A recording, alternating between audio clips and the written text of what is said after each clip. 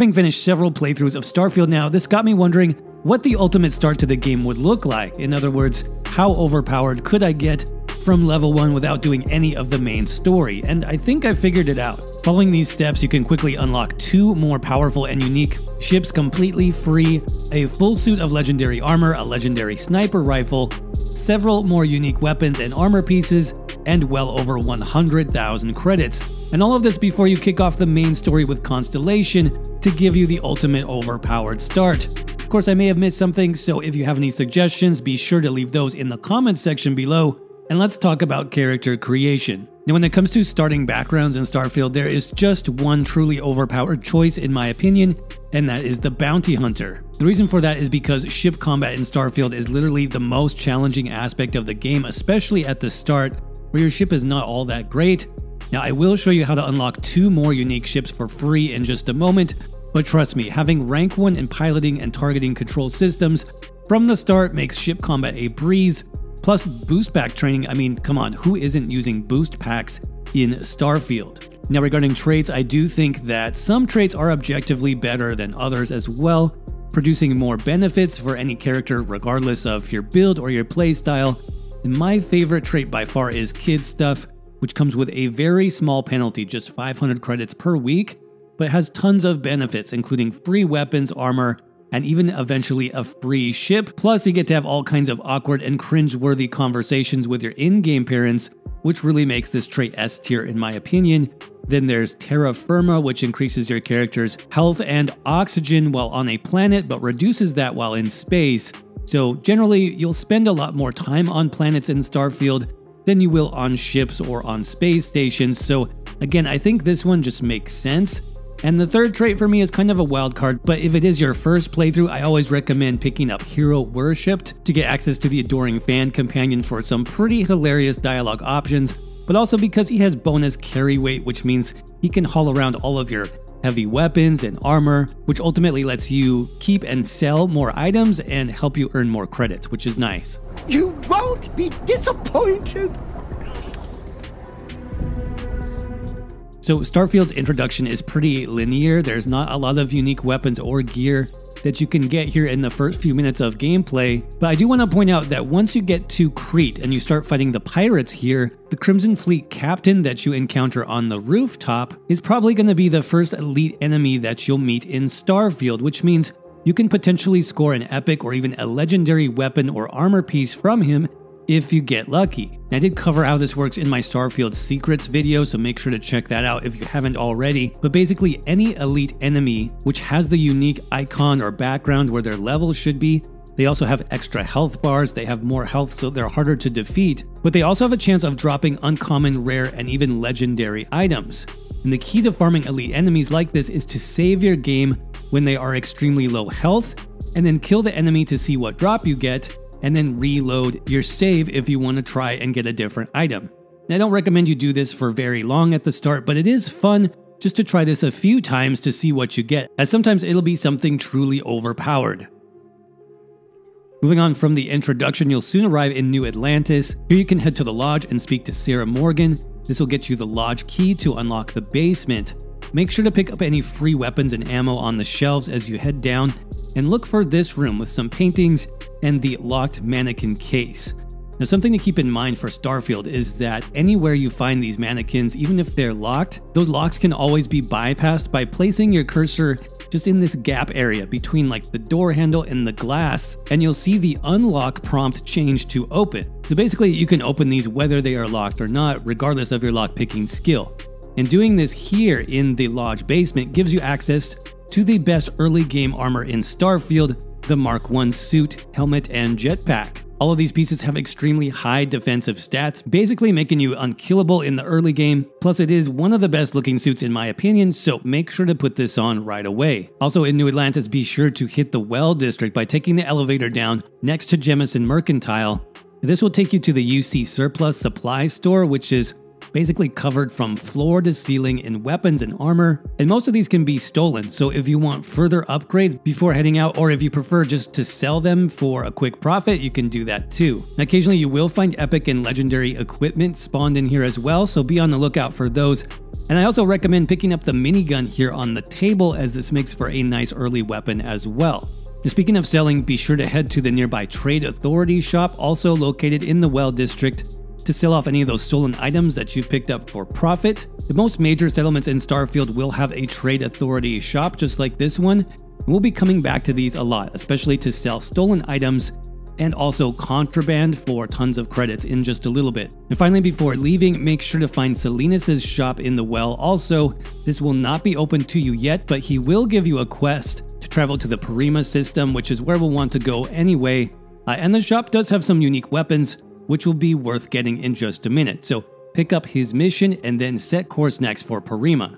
On your way, you'll need to make a few grav jumps between systems, since you've never been to Porrima before. During this process, you'll probably travel to the Olympus system, which also includes a fantastic early location, the Almagest Space Casino. This is a unique zero-gravity location that's been overrun by spacers and can give you tons of loot and credits, including at least 20,000 credits worth of contraband if you get to the jackpot area. So go ahead and dock and then eliminate every enemy here, picking up any loose credits and items along the way. In a security office near the bottom of the casino, you should come across a computer with the jackpot code. Now, I'm not sure if this code is unique to each playthrough, but my numbers were 12, 19, 36, and then 5, so feel free to try that if you want. Now, the amount of credits you'll get from the jackpot is just a few thousand, which seems disappointing at first, until you notice the contraband cache back here, which includes several contraband items, which can easily be sold for an insane amount of credits. So be sure to pick up all of these before leaving. Again, we're heading to Porrima. If you need to stop off in the Voli system, make sure to grav jump away quickly, as you don't want to get any of your contraband picked up by the Freestar Collective security here. But our next destination is Red Mile. This is located on Porrima 3. So at Red Mile, we can pick up the package for Salinas and also head inside to sell off some of that contraband at the bar. So just like any trade authority, the bartender will also buy stolen goods and contraband, and there's no security scans in the system, so it is a great option. Just make sure to rest or buy up some of her supplies if you need to free up more credits so you can sell to her. Also be sure to search all around the Red Mile location. I did find some additional contraband to sell, like this one, which I found in an upstairs hotel room. But at this point, you can fast travel back to New Atlantis to unlock Salinas' shop and purchase his unique weapons. I personally like the acid rain gun, which does corrosive damage and also uses 7.77 rounds, which are extremely common to get in Starfield. But once that's done, we'll head back over to Neon in the Voli system, which we passed by earlier. Here in the UC security office, you'll be able to find another contraband cache worth an additional 10 to 20,000 credits, which you can easily steal and walk right out with, and then sell back to the Neon Trade Authority for pure profit. There's also weapons and ammo which can be stolen here and either used or sold.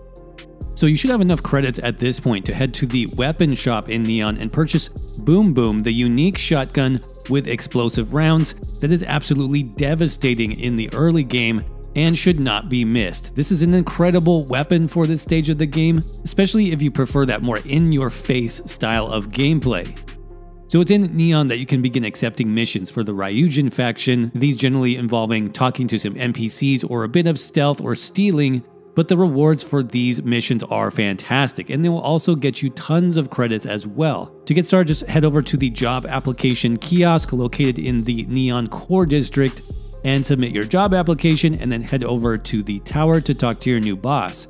Again, these missions are fairly simple and quick to complete, so a lot of easy credits and experience can be made here. Plus, once you get to mission 4 or 5, this is where you can unlock a secret ship and a unique laser pistol, which are quite powerful in the early game. Now, as I said, to do this, you're just going to accept the basic missions from your boss, which will involve a bit of stealth and stealing, so you may want to drop a skill point into each of those skills, and this will take you to some additional locations like Aquila City and Sidonia. Now, once you have the Sidonia mission to speak to Simon, make sure not to persuade him or pay him off, but instead offer to complete his side mission, which has you traveling to the planet of Saturn and tracking down a bounty hunter. By killing her off, you can obtain her unique laser pistol called Ember, and her unique ship, the Datura. Datura is actually a very nice upgrade to your Frontier ship. Plus, don't forget to check its cargo for even more free credits and loot. But so far, we are just getting started. Next up, we'll look at how to get a unique legendary sniper rifle and a legendary armor set, plus another free ship.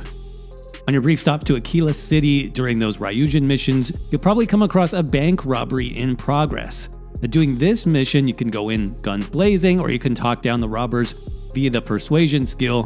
Persuasion here is definitely faster, but can go wrong quickly, so be sure to save. But either way, after saving the bank, go ahead and turn around, head up the stairs behind you, and speak to Keone to start the defensive measures mission.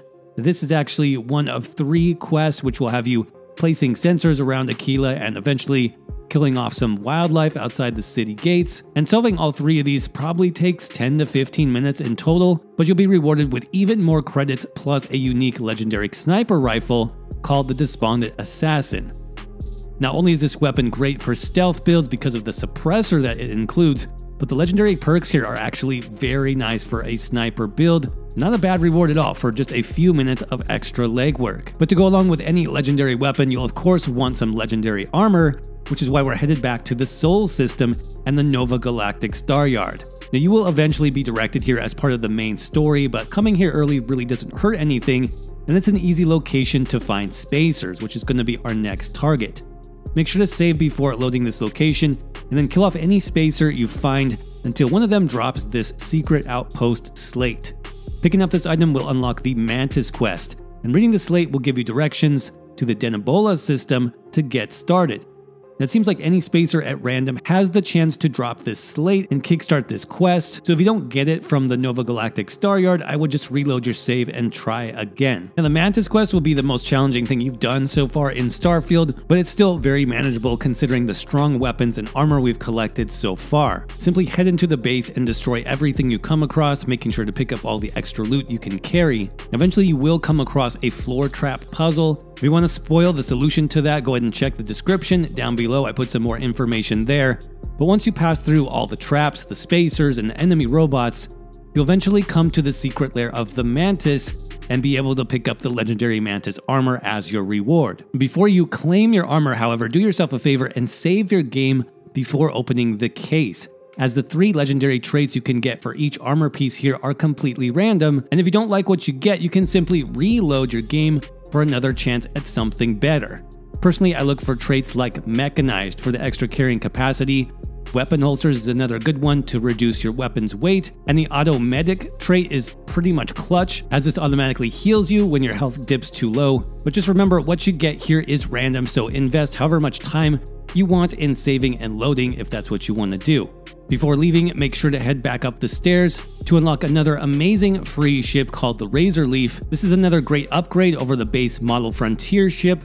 Plus, I love the overall look of this one. But there you go, our perfect legendary start to Starfield with tons of unique weapons, armor, free ships, and of course credits to make your life easy. Hopefully you found this guide helpful, and if you got anything out of it, the absolute best thing you can do right now is crush that like button. Also, let me know in the comments if I missed anything or what you would change about this particular playthrough. Sure, this can be improved, and I'd love to do a update video in the future. Also, if you liked this, be sure to check out one of the 2 Starfield videos on your screen next, because YouTube's magic algorithm thinks you'll absolutely love these 2.